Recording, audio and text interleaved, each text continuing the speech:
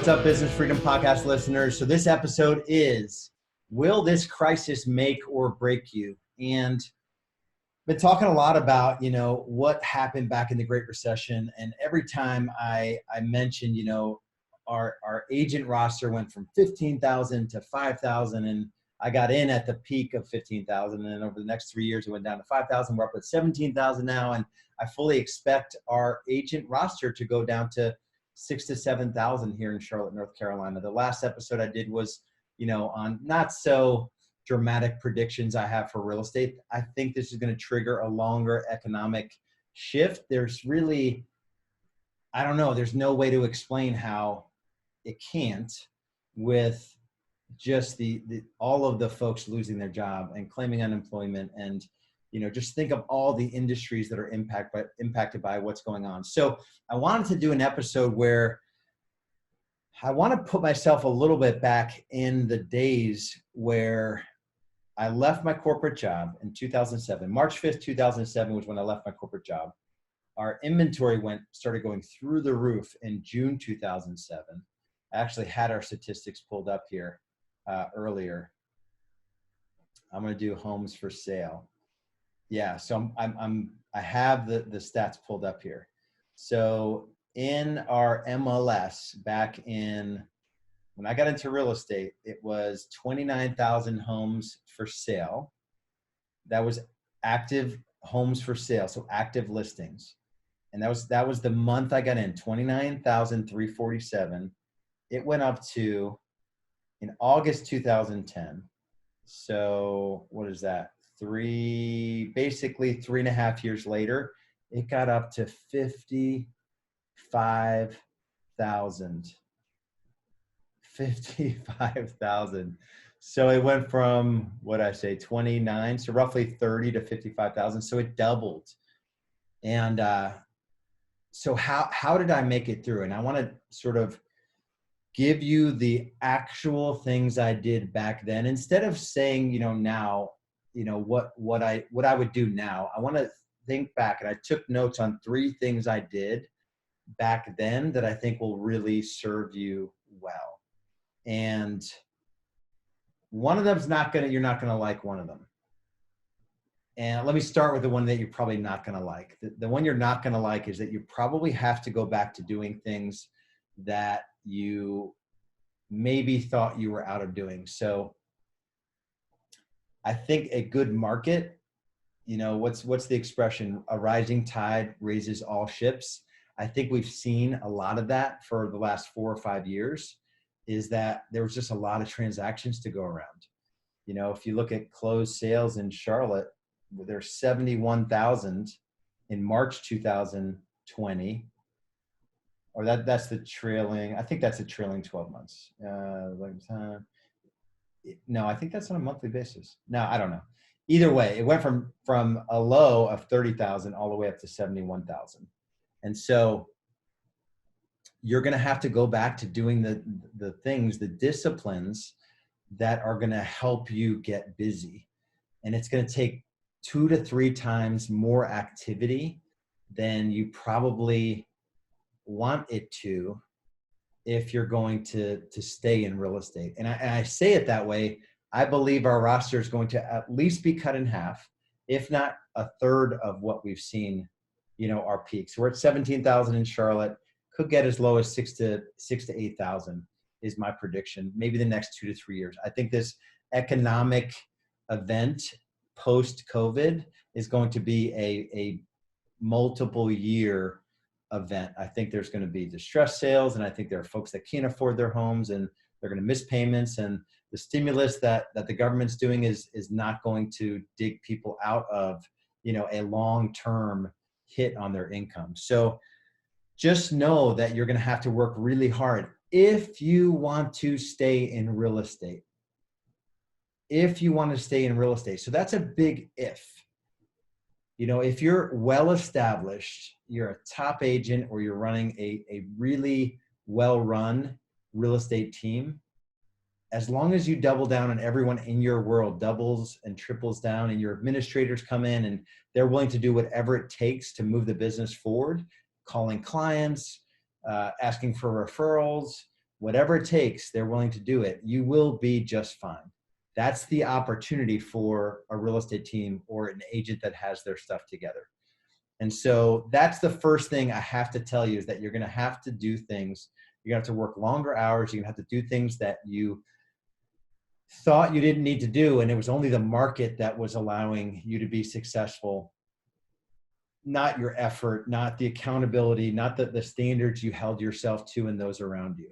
I'm not going to get into the team cadence and productivity side. I did a whole episode on how or why well-run real estate teams will benefit from what's going on right now. So that's number one, is that you've got to double down on things that you know are going to get you busy and lead by example if you're running a team. The other thing I did, so that was me back in the day. The other thing I did was I guarded my heart and I guarded my mind. And so I did not get involved in reading really any news whatsoever. So my commitment to not read the news started, and it's been a discipline, it's been a habit that I've sustained over 13 years. I just don't think there's any value in the news. I honestly don't. And people make fun of me. Sometimes my wife will make fun of me. I'm the last guy to sort of know what's going on. There were 2 cruise ships that sunk. This was like a couple of years ago. And just a random story, but 2 cruise ships sunk right before we were going on a cruise. And somebody brought them up like, aren't you worried? I'm like, about what? And all of this was everywhere, because I think it happened in real time and there were people trapped, and it was just this crazy thing. And you had to be living under a rock to not know about it. I did not know about it. I didn't read a single article on it. I didn't see any of it on social media because I avoid all of it. And the reason why that's important is because if you're going to be the guy or girl that fights their way through all of the scarcity mindset, the fear mindset, everyone's just going internal and there's just fear and darkness. If you're going to be the person that's going to be a light and you're going to be positive and you're going to fight and get out there and do the activities that you need to do to be successful, you can't do it if you're spending time hurting your mind and breaking your heart and your spirit. Like, it's just not, it's going to hurt your chances. And so there's a lot of folks that are in real estate now that really, they're not going to make it through this. They don't have the will or the grit to do it, or the persistence to do it, or the perseverance. They just don't have it. And that's good for you if you have it. And so to me, it's a decision that you need to make at some point to just limit all of those things. I've mentioned it pretty much on every podcast leading up to this podcast. I'm saying it now because me back then, I did 27 units and I left my corporate job in March 5th, 2007. That first year, basically 10 months, March through December, I did 27 units.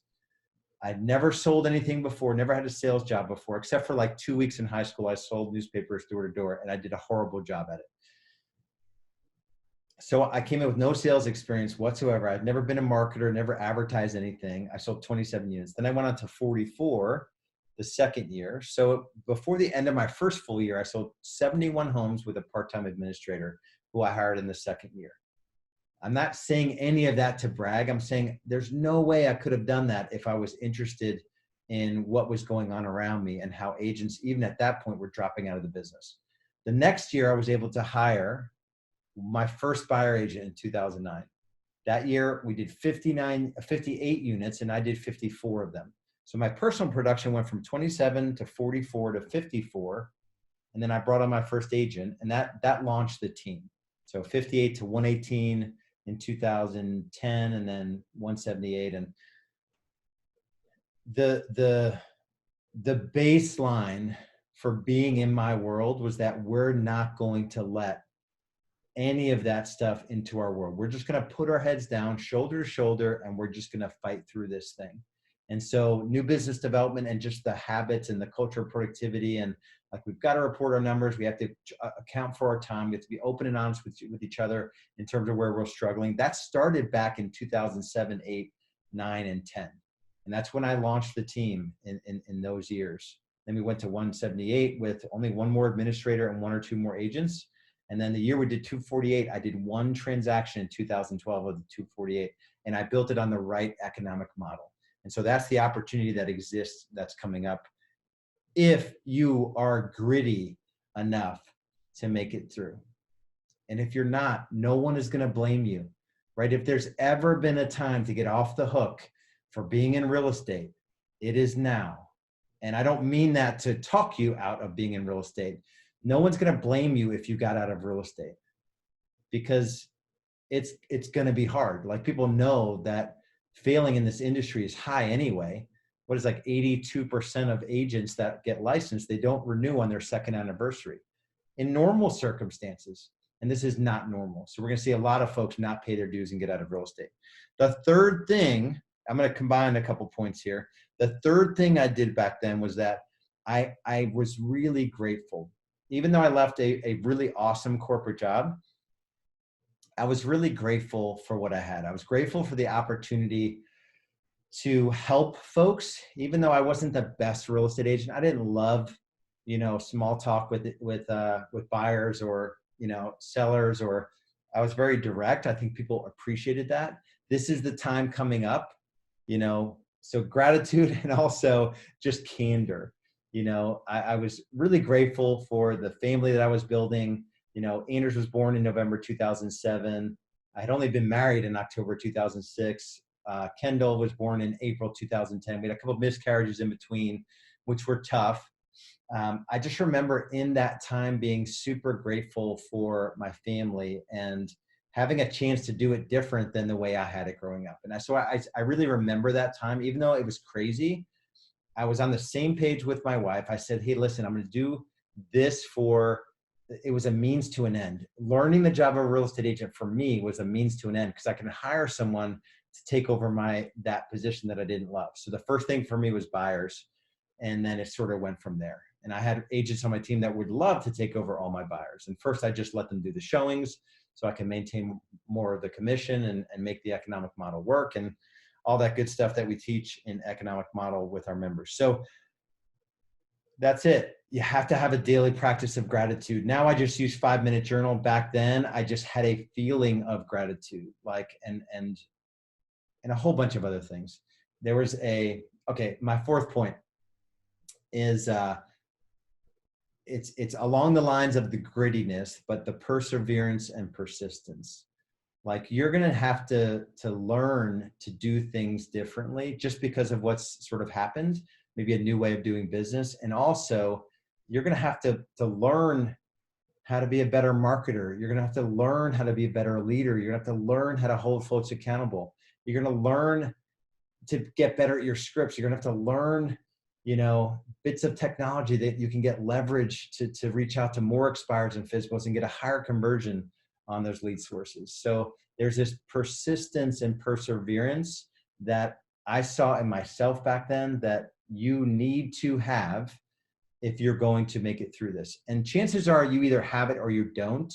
It's, in my opinion, a time like this, a crisis like this is not going to, something's not going to show up in you that isn't already there. Maybe you don't know it's there, and this is going to reveal a side of you that is going to be able to fight through this. And also there are folks that this is going to reveal a side of them that has them just paralyzed with fear. And so at some point you're going to have to make a decision of which one is you and which one, which one you're going to do and which one you're not going to do. So I hope this encourages you in a way. It's a scary time if you let it be a scary time. There's only so much you can control.